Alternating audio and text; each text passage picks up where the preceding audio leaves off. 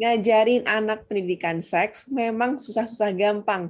Kayaknya ngeri-ngeri sedap gitu deh. Nah, tapi sebagai seorang guru, sebagai orang tua, dan sebagai pendidik, kita tahu bahwa pendidikan yang terbaik harus dilakukan dengan intensional, apalagi pendidikan seks.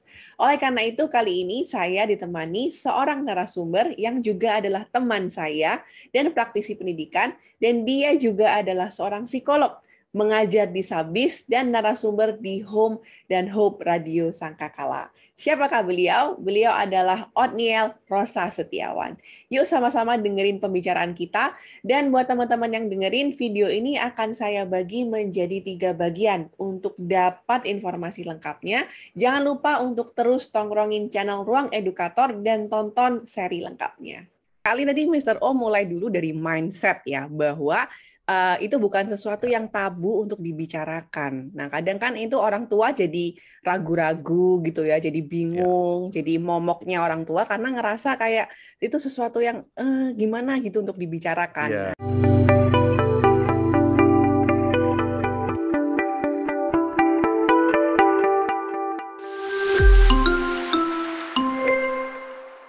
right, Mr. O, banyak sekali tips praktikal nih mungkin untuk anak-anak yang di usia para orang tua dan guru untuk ngajarin anak-anak usia 5 sampai 12 tahun. Tadi aku tertarik banget sebenarnya tentang peranan orang tua, Hmm. Mr. O.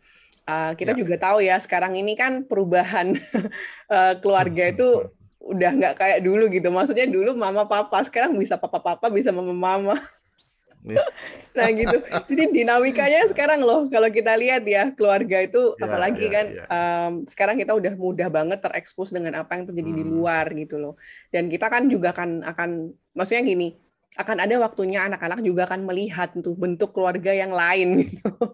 Mungkin gitu. Betul. Jadi aku mau tanya sih secara khusus, apa Ya, sih peranan orang tua, kedua orang tua dalam pendidikan seks anak? Tadi Mr. O ada ngomong mengidentifikasi anak ya. laki-laki, mengidentifikasi dengan peranan ayahnya gitu ya, dan perempuan juga dengan mamanya. Secara spesifik, apa sih peranan kedua orang tua ini, terutama dalam pendidikan seksnya anak? Oke. Jadi kedua orang tua itu sama-sama punya peran penting ya, nggak bisa dipisahkan. Mereka orang tua yang benar itu adalah antara laki-laki dengan perempuan, ya, antara laki-laki dengan perempuan. Kalau untuk yang lain ya saya nggak ngomong tentang itu, saya ngomong yang straight aja gitu ya. Antara laki-laki dan perempuan, dan itu adalah berbeda. Dan itu sebenarnya menjadi sebuah contoh yang paling utama bagi anak untuk membentuk sebuah keluarga nantinya. Bahwa keluarga yang benar itu terdiri dari satu laki-laki dan satu perempuan yang nantinya akan masuk ke dalam sebuah pernikahan, dan disitulah maka seks dan seksualitas dengan segala dinamika dan dimensinya itu akan dipahami oleh anak secara sempurna nantinya. Nah, sehingga jangan dikira bahwa pendidikan seks itu hanya tugas ibu. Enggak, ayah juga punya peran penting di dalamnya. Seringkali ayah punya alasan, loh aku kan sudah kerja, aku sudah cari uang untuk keluarga. Aku fokusnya udah aku kerja, yang penting apapun yang kamu perlukan aku sediakan. Oh enggak, jangan salah. Ayah juga punya peran yang sangat penting sekali di dalamnya. Nah, secara simpel aja gini, seorang anak laki-laki pada saatnya nanti itu harus mengidentifikasikan dirinya pada siapa. Kalau nggak sama ayahnya. Memang pada waktu kecil biasanya anak perempuan akan dekat dengan ayahnya, anak laki-laki akan dekat dengan ibunya, dan itu memang sudah terjadi di anak-anak saya gitu ya. Anak-anak saya yang perempuan juga dekat dengan saya, sangat dekat sekali dengan saya sekarang. Tetapi ada saatnya itu nanti akan change, akan berubah. Mereka harus mengidentifikasikan diri kepada gender yang sama, sehingga akhirnya mereka punya prinsip yang sama dan mereka memahami segala dinamika yang ada di dalam dirinya. Nah, itulah peran orang tua sangat penting sekali untuk bisa bekerja sama dengan baik. Makanya orang tua itu harus kompak, nggak boleh nggak kompak. Harus kompak. Kalau bilang A, ya satunya harus bilang A. Makanya di dalam pendidikan seks pun itu harus ada komunikasi yang baik. Nah, perannya apa bagi anak? Yang pertama adalah sebagai pendidik. Orang tua, baik itu ayah dan ibu, itu mesti harus jadi pendidik. Orang tua mesti berani untuk mengajarkan seks kepada anak tanpa merasa risih dan canggung. Orang tua memang perlu banyak belajar untuk hal ini. Nggak mudah memang, nggak mudah. Saya bilang nggak mudah memang. Untuk menyediakan informasi dan jawaban kepada anak-anak tentang berbagai pertanyaan yang mungkin akan muncul nantinya.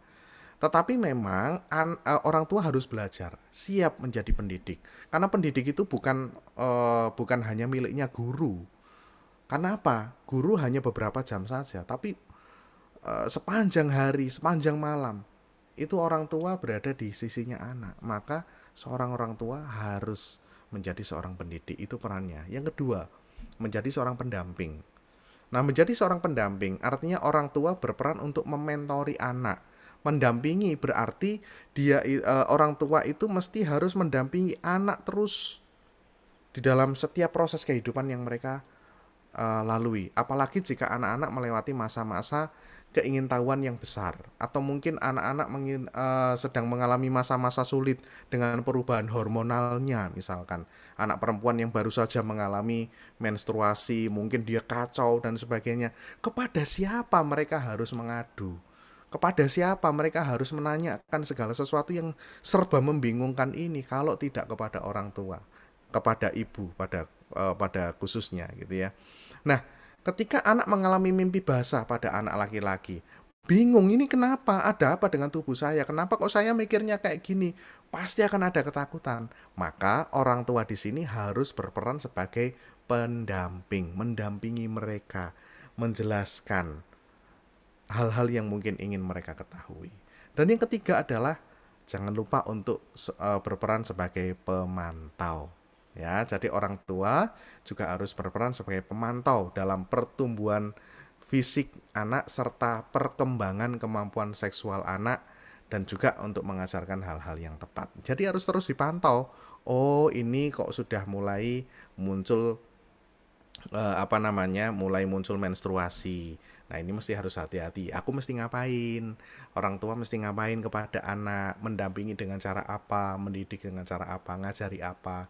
Nah, itu yang memang harus dilakukan. Itu peran-perannya yang bisa dilakukan oleh orang tua. Wow, oke. Jadi pendidik, pendamping, dan pemantau ya. Tadi Ya. tiba-tiba tuh teringat slogannya Ki Hajar Dewantara ya.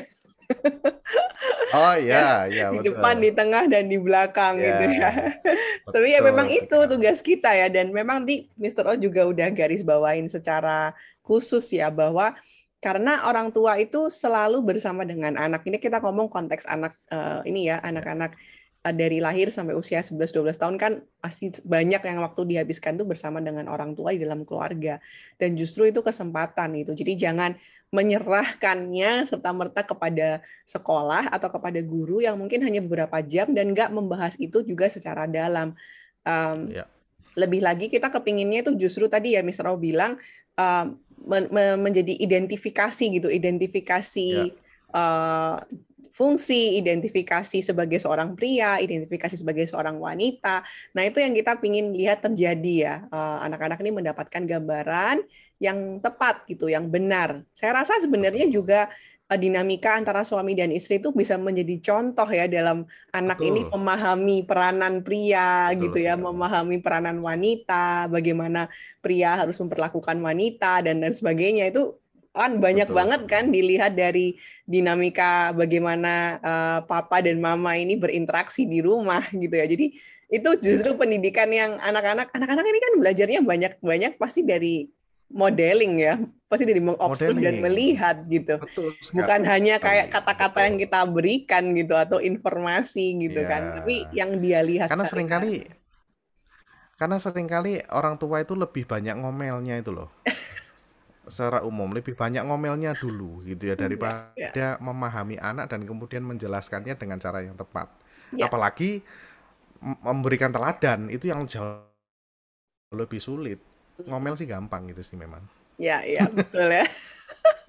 Tadi satu kata kunci lagi sih, Mr. O, yang aku juga mau highlight buat mungkin teman-teman yang Ya, dengar adalah kesepakatan ya, antara suami dan istri. Ya, memang betul banget. Bukan hanya tugas mama di rumah atau ibu di rumah ya, tapi bagaimana suami istri ini bisa sepakat bahwa kedua-duanya Anda sebagai sepasang suami istri, sebagai orang tua itu adalah pendidik, pendamping, dan pemantau anak-anak gitu. Bukan hanya itu tugas kamu, itu bukan tugas aku Ya, dan lain sebagainya ya. Kesepakatan itu harus ada gitu, dan itu kesepakatan juga membantu anak-anak ini bisa melihat bahwa apa yang orang tua katakan dan lakukan ini konsisten gitu. Papa bilang apa, mama bilang apa, itu juga penting kan, betul. konsistensi di dalam rumah Yes. gitu. Dan kalau kesepakatan itu ada, konsistensi itu ada, maka lebih mudah buat anak-anak itu bisa belajar, bisa lihat pattern-nya gitu nih. Jadi itu ini ya, pengingat buat kita semua nih. Mungkin satu pertanyaan ini yang agak-agak ini ya, Mister. Ya. Gimana kalau dalam keluarga itu single parent gitu?